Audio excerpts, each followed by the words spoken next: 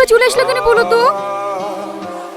তুমি জানো, তুমি চলে আসার পর থেকে আমি বুঝতে পারিনি, ঘুমাতে পারিনি, সবসময় তোমার কথা ভেবেছি। ভাববে না, তুমি আর কোনোদিন আমার কথা ভাববে না। কেন? তোমার এই কেন উত্তরটা আমি দিতে পারলাম না। কেন দিতে পারবে না? তাহলে তুমি আমাকে ভালোবেসে ধোকা দিলে। আমি ধোকা দিইনি, দিয়েছে তোমার বাবা। আমার এই জীবনটাকে তিলে তিলে শেষ করে দিয়েছে। না না, এ আমি বিশ্বাস করি না। তাহলে শুনবে সেদিনকার ঘটনা। ভালো আছো? আপনি আমাদের বাড়ি এই সময়? আরে ভাবি, ভাই মারা গেছে তো কি হয়েছে, আমরা তো আছি। যখন যা লাগবে চাইতে কিন্তু লজ্জা করবে না।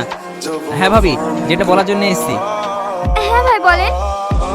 ভাই বেঁচে থাকতে আমার সাথে অনেক টাকা পয়সা নিছে, খুশি করতে পারো? তাহলে তোমার আর কোনো অভাবই থাকবে না। আপনি কি বলছেন? চল। স্যার আমাকে